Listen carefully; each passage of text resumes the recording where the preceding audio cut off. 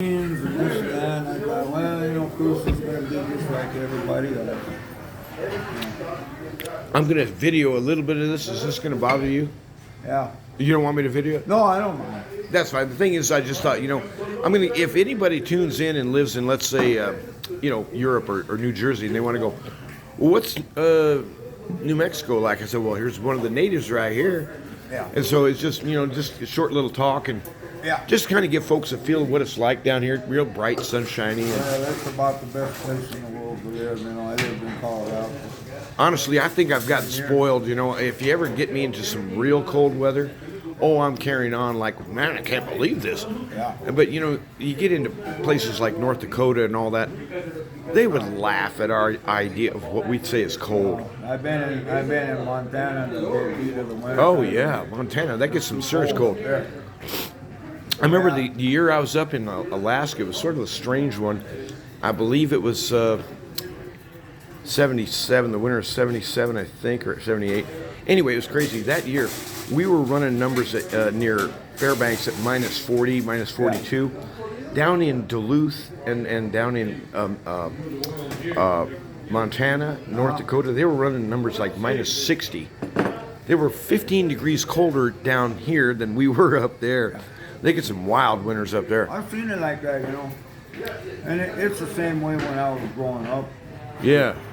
When I was a kid, I've seen the snow here 10 inches deep. Yeah, yeah. But by the next day, it's all gone. Right, yeah. And to me, that's normal, Sure, that's nice. Look at the snow. 5 minutes later, it's gone. Well, that's what it should have been. Yeah. But when it starts building up 3 and 4 and 5 feet deep, and now they got to figure out how to plow it, it's like, that's a whole different world. I never dealt with that.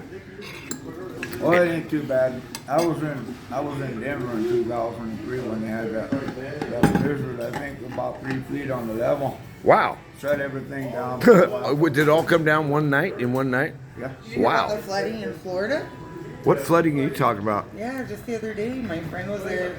They got like some kind of hurricane or something? Yeah, she was a truck driver, and she was at a hotel, and she said she was in Fort Lauderdale, and they were flooding, and it was literally up past her knees. Oh, that's She crazy. was walking to her semi because there was nobody, and they couldn't leave people in the rooms, right? So they were all in the lobby, but they all couldn't stay in the lobby because it was flooding. Oh my. So yeah, it was just Sounds crazy. like a train wreck. Yeah. Was it just like, is there a big hurricane that came in? Where'd all that water come It from? was a hurricane and I think it was a hurricane or something like that.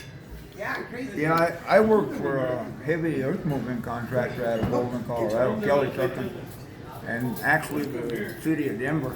They contracted a lot of the private. Now, when you say earth moving, was that for like road building?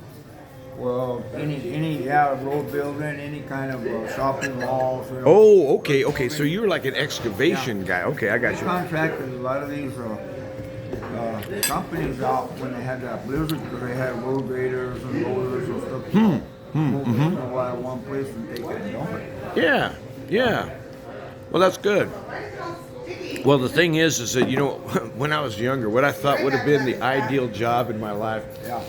Sometimes when you're driving, let's say through Tijeras Canyon out of Albuquerque on 40, if you look in the rock bed to your right or to your left, they ran these drills, real long drills down, and all you're seeing now is one half of that hole because the other half blew away.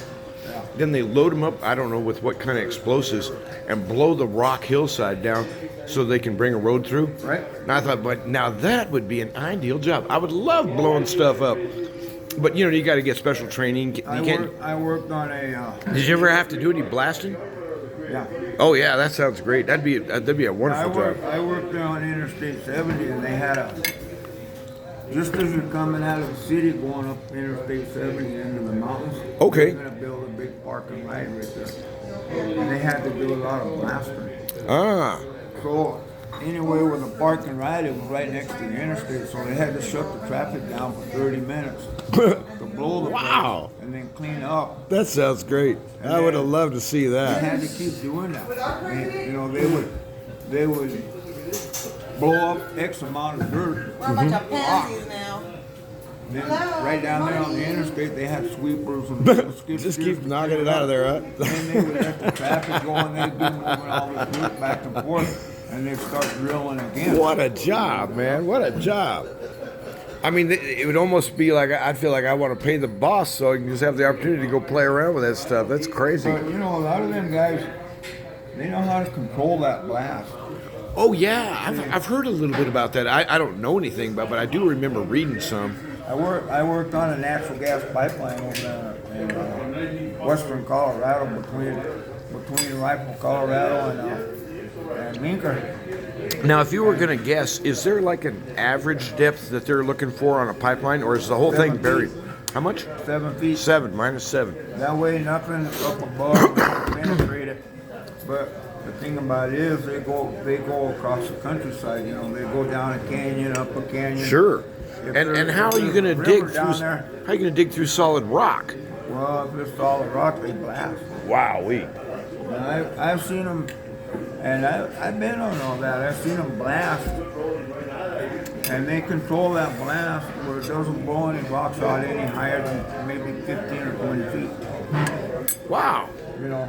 I've seen somewhere. This is the most interesting thing. Now I'm changing the subject, but just a little bit. Yeah. Israel has this new device out. Yeah. That what they do is it's like a personnel carrier. They launch a chain forward. Yeah. Let's say 200 yards. When that chain hits, it's just loaded with explosives. Yeah. It just demolishes an area right in front of the personnel carrier. Now all those mines in that area are gone. It looked like a pretty expensive way to remove mines, but I thought it'd be fun as heck to run the thing.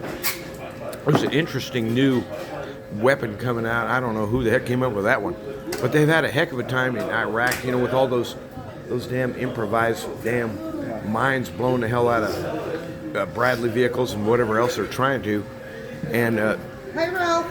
the strategy for how the heck they're going to defeat their mines. They're still working on it, I think. You know, them people, them companies in the pipeline business, they have some of the state-of-the-art equipment. They had a trencher. As long as the soil was good and soft, they could dig 7 miles of ditch, 3 feet wide and 7 feet deep in a day. Wowee! I remember years ago, I was involved with this is the owner, proprietor Gary.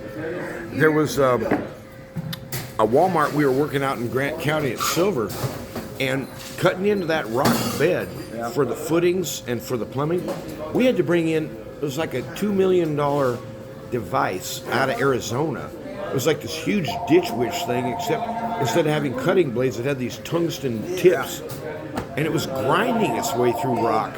Yeah. But it would only go tops about 20 feet a day. That's full tilt, minus 7 feet. Because we were pulling minus 7 for the sewer over there. Yeah. And it was nuts how slow that device was moving. I'd like to see the one you're talking about in action someday. Yeah.